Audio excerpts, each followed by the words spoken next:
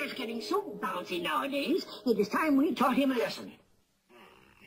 No matter how much we like him, you can't deny he just bounces too much. Excuse me, Rabbit, but, perhaps if we could think of a way of unbouncing Tigger, it would be a very good idea, huh? Exactly. Just what I feel. What do you feel, Pooh?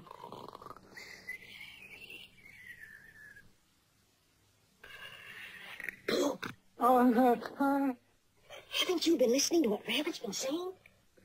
I listened, but then I had a small piece of fluff in my ear. Could you say it again, please? Well, where should I start from? Well, from the moment the fluff got in my ear. When was that? I don't know. I couldn't hear properly. Pooh, we were just trying to think of a way to get the bounce out of Tigger.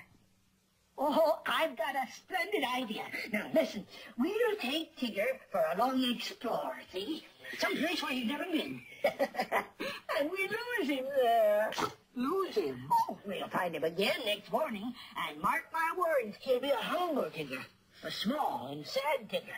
And, oh, Rabbit, am I glad to see you, Tigger. And it'll take the bounces out of you, that's why. Now, all in favor say aye. Aye?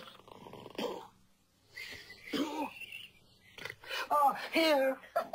Good, just good. Motion carried.